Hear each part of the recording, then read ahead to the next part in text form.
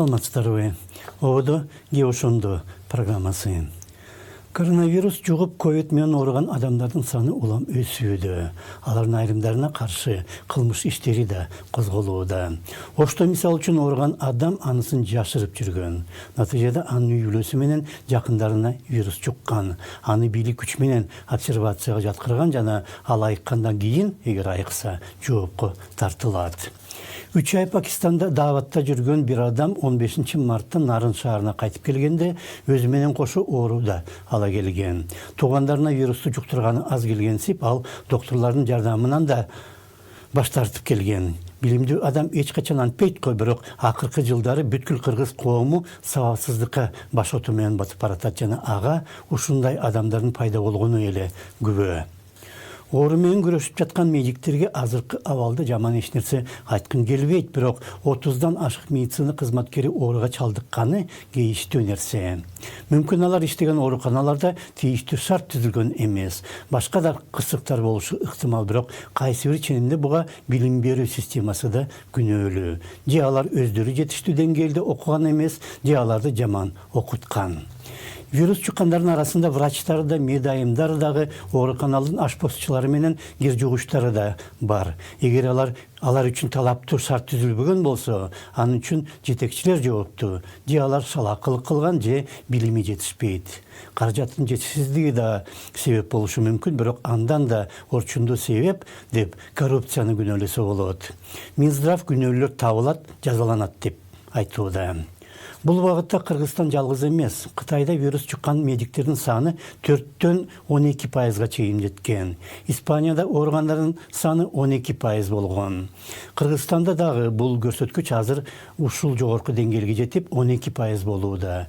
Италияда болсо ооруган медиктердин үлүшү 5%, бирок алардын жалпы саны бир топ жогору. 140 000 оорулуунун 7 000 медицина кызматкерлери.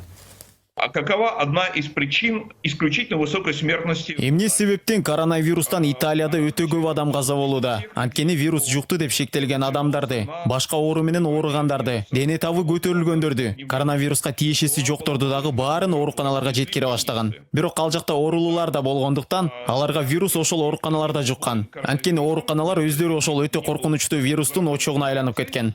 Были заражены в больнице, и в результате больницы стали источниками распространения смертоносного вируса.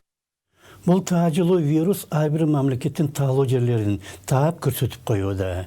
Бирок Кыргызстанда түзүлгөн абалды көрүп, аны оңдоого катыша албаган билимдүү жана таланттуу жаштар сыртка кетип жатканын андан да айкыс дарт деп атаса болот. Мектеп менен жогорку окуу жайлар жакшы адистерди даярдай албайт, бирок мамлекет менен бийликке да андай жогорку адистердин кереги жок болуп чыгууда.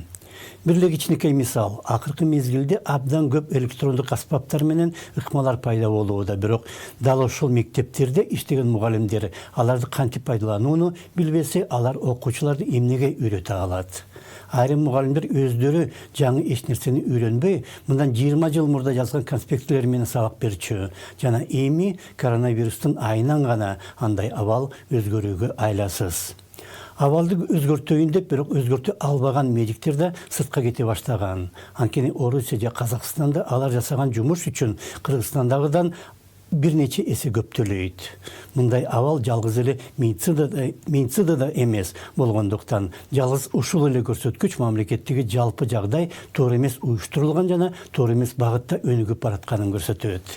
Бирок баарыга көнүп калган. Коронавирус эми анын баарын даана көрсөттү жана мамлекет эми билим берүүдөн тартып жалпы экономика менен мамлекеттик башкарууга чейин мамилесин өзгөртүүгө аргасыз боло тургандай.